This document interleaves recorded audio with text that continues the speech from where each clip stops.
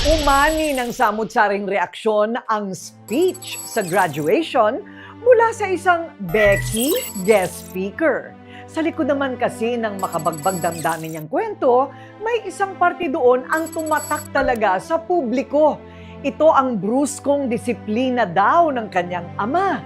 Latay ng sakit nga ba ang iniwan o leksyon ng kanyang natagpuan? Makinig tayo sa malateleseryeng buhay ng Batanggenyong si Ronnie na naranasan niyang hagupit ng pagmamahal.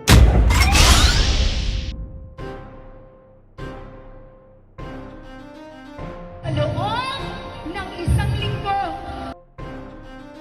dalawang pupok, dalawang palo ang pinakamababa. Isang graduation speech ang nagpahinto sa pag-scroll ng milyon-milyong manonood sa online. Hindi dahil nakakatuwa o nakakalibang ang nagsasalita. Sige, baguhin natin ang mood. Sasayawan ko muna kayo.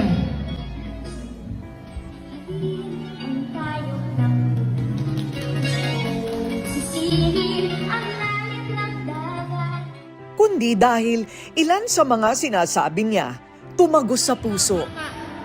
At parang nasa langit ang pakiramdam ng magulang na napagtagumpay ang anak. Pero hindi ito kayang gawin ng anak nang sila lang. Magagawa ito ng anak kung nandiyan ka at hindi ka nagkukulang. Sa parting ito ng kwento, abay lahat ay tumahimik. Naantig ang mga nakarinig. Alam niyo sino Nining? Napapalo siya. Kasi minsan makulit.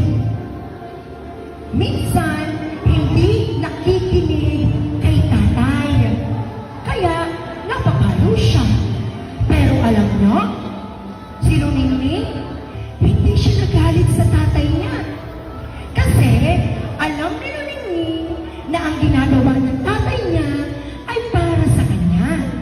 Para maging mabuti siyang bata. Bawat salitang binitiwan ng panauhing pandangal, hinugot pala sa tunay na nangyari sa kanyang buhay. Buhay na minsang dumurog sa kanya, pero naging dahilan din ng kanyang tagumpay. Siya si Dr. Ronnie Endoso, ang viral guest speaker ng Batangas. Grabe Ronnie, 15 million views na yung naging speech mo. Bakit sa palagay mo naging viral? Sa totoo lang po, ma'am, hindi ko rin po akalain na mag-viral po ito. Dahil po siguro, ito po ay talaga pong bukal sa kalooban ang aking pong pagsasalita. At kung ano po ang tunay na nangyari sa aking buhay, yun po, ma'am, ang aking pong mga sinabi. Dahil po siguro din, ma'am, ito po ay kwento ng mga maraming pain na nangyari sa buhay ko. Pero naging maganda po ang kinahinatnan. Ito ang kawayan na binanggit ni Ronnie na minsang dumapo sa kanyang katawan. Hagupit ng kanyang ama na hindi niya inasahan mula sa disiplina ng kahirapan. Masakit, lumalatay, pero bawat hampas may aral na naiiwan. Kasing tigas daw ng kawayan na yan ang naging paninindigan ng kanyang tatay. Dapat siya ay lumaking matatag at matagumpay sa buhay. Yung hambalos ng tatay mo, ng kawayan sa'yo, nakarelate ang lahat ng tao doon. Marami pong pagkakataon sa aking buhay na ako po ay napapalo ng tatay ko dahil po nang dala po ng kakulitan. Kakulitan bilang bata. At bukod po doon, hindi naman po maitatanggi na ako po ay kakaiba ang aking kasarian. Okay. At bilang isang tatay, alam ko natatakot siya na ang anak na katulad ko ay maapi ng ibang tao. Kaya sa pamamaraan niya ng pamamalo sa akin, iniisip niya na maiituwid niya ako. Iniisip niya na magiging maayos ang buhay ko. Nako, masipag ho yan. Siya nagsikap na siya mag-aral. Kaya pinapalo ay ika nga yung trabahong mali ay maituwid. Pag pinapalo niya si Ronnie, siyempre masama ang loob ko. Nasabi ko na makinig na kung anong gusto ng ama, sundin. Dahil hindi naman yun magsasabi ng hindi okay. Tipikal kasing brusko ang Batanggenyong ama na ayaw noon sa Becky na tulad niya.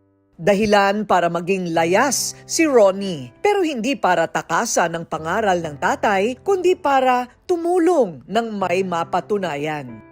Maraming pain, ma'am. Maraming luha ang nailuha. Actually, yung kwento po ng kawayan, meron po akong dala, ma'am, ng sample ng... Na kawayan na pinapalo sa'yo? Ito po yung kamukha nung huling kawayan na ibinugbog po sa akin ng tatay ko. Kasi disciplinarian po talaga ang tatay ko. Dito po ako hinimatay. Nung ako naman po himatayin, ang tatay ko din po ang may kalong sa akin. At siya din naman po ang gumigil sa akin na, Rone, gising! At siya din po ang nagbigay sa akin ng tubig. Palatandaan pa din po kung gaano ko kamahal ng tatay ko. Oo. Dahil po, sa totoo lang po, ipinagmamalaki ko ang pilat na nagawa niya sa akin. Dahil ang pilat po na nagawa niya sa akin ay makabuluhan. Pagkokopra ang trabaho ng ama, pagtitinda naman ang sideline ng ina. Kulang na kulang ang kita. Dala po ng karamihan po namin ay kailangan maghanap buhay ng tatay ko at kailangan niya kaming isama po sa paghahanap buhay.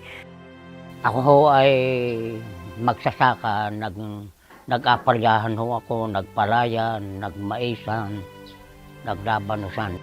Sa hirap ng buhay, di dumayo nga ako doon.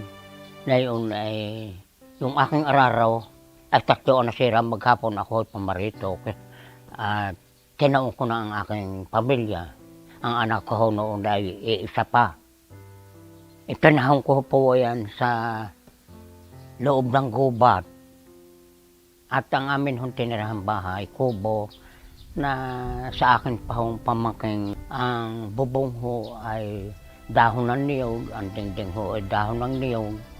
At ang panaraho ng pinto ay yun hong sakong biyak. Maagang dumiskarte si Ronnie para kumita. Nagbenta ng mani, nangalakal ng bote, at sumama sa pagninyog ng ama. Ang panutyan na ito, nagbabalik ng kanyang alaala bilang pinakamagaling na tindero noon sa kanilang paaralan. Marami na rin po akong naitinda po katulad po ng mga banana Q, ng sasabungan po, sigarilyo at candy, buko juice. Masipag. Talagang katulong ko yan. Sobra siyang magmahal ng magulang. Hindi po masasabi na siya'y perpekto, pero pinipilit niya na kami ay suportahan po. Sa abot na kanyang makakaya. Dala din po siguro ng kahirapan na takot din siguro yung magulang ko na hindi kami ma-provide ng ayos po. Para may pambaon at pambayad sa tuition, si Ronnie naging maton sa lahat ng hamon. Nang magkolehiyo, tuloy ang racket ni Ronnie. Walang ayawan hanggat hindi nakukuha ang titulong inaasam. So bakit hindi ka galit sa tatay mo? Hindi po ako galit sa tatay ko dahil ang tagumpay na meron ako ay dala ng kanyang pag-ibig na malupit sa akin. Yung kamay na bakal ng tatay ko ay siyang naging tulay para po maging matagumpay ako. Dahil uhaw po ako sa pagmamahal ng tatay ko. Dahil gusto ko pong patunayan sa kanya na ang pagiging bakla ko ay may kahihinatnan pong maganda. Aba, hindi mahal ko ho yan. Hindi namin alam na kumuha siya ng board exam. Kaya noong malaman ko, kami tumantuwa. Talagang luksuhan sa tuwa. Tapos ang kanyang tatay tuwan-tuwa. Yan kasabihang anyapos.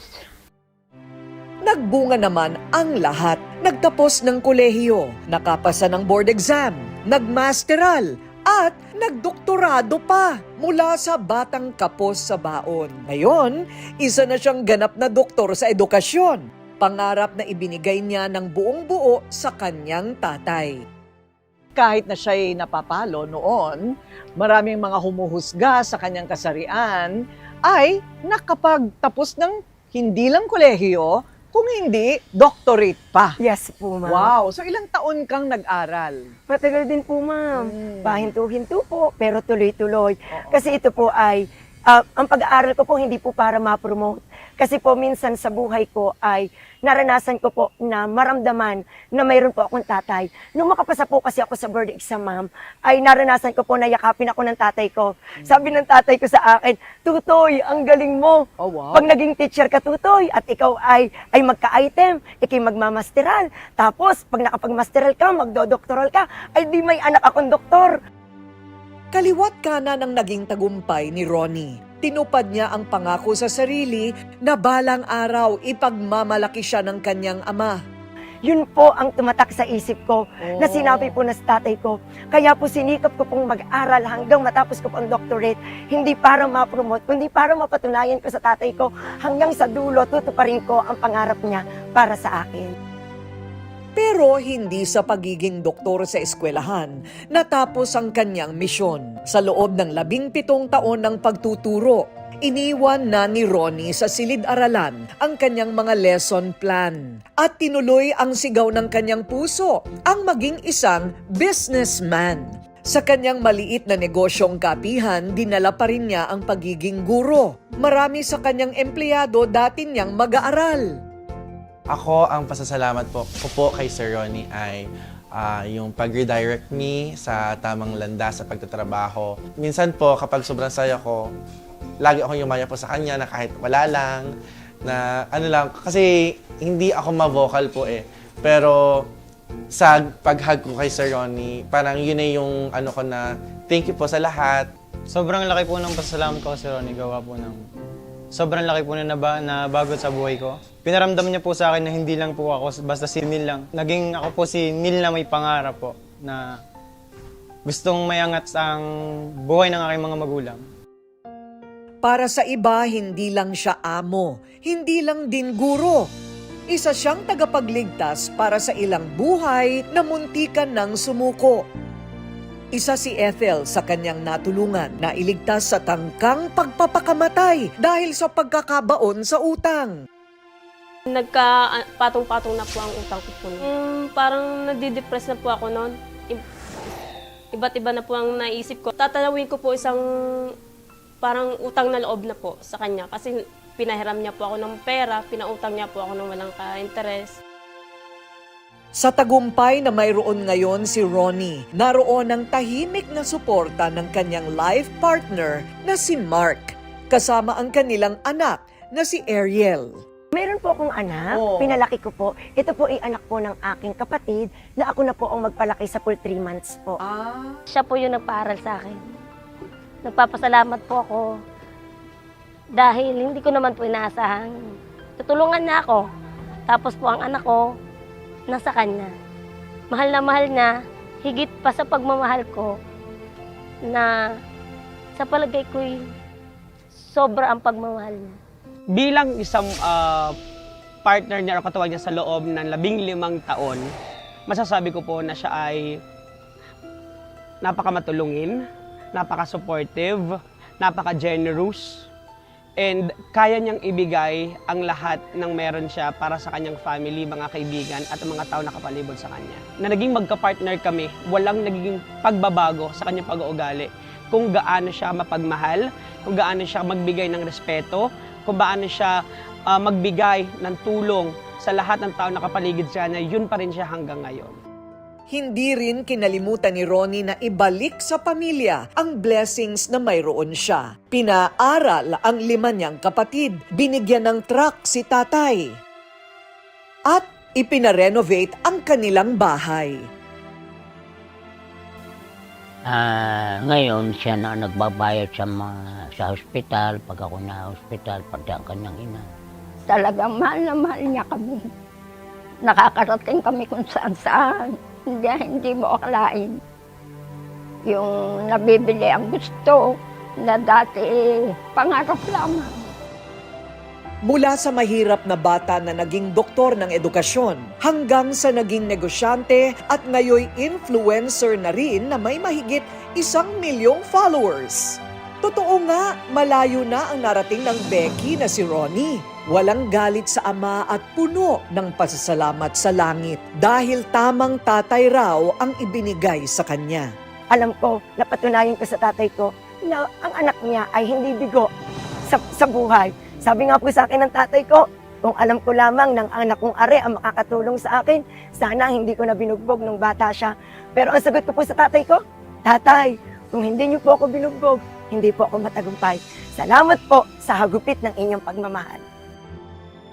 Sa Sa kasalukuyan, mahigpit na ipinagbabawal ng batas ang pamamalo bilang paraan ng pagdidisiplina sa mga bata. Sa ilalim ng Republic Act 7610 o Special Protection of Children Against Abuse, Exploitation and Discrimination Act, malinaw na may proteksyon ang mga batang wala pang 18 anyos laban sa anumang uri ng pang-aabuso. Pero sa kabila ng mga pagbabagong ito, ibinabahagi ni Ronnie ang kanyang personal na karanasan hindi para tularan ng kanyang tatay sa mapisikal na pagdidisiplina. Tinitingnan niya ito bilang bahagi ng kanyang nahubog na personalidad. Sa panahon ngayon, mas pinahahalagahan na ang mga paraang nagtataguyod ng pagdidisiplina ng may pag-unawa, respeto at pagmamahal. Ang kawayan na minsang nag-iwan ng sakit sa kanyang pagkabata, siya ngayong paalala kung gaano na siya katibay at katatag. Mula sa hampas ng kahirapan, sumibol ang isang buhay na ngayon nagbibigay inspirasyon at tulad ng kanyang paniniwala, no pain, no gain.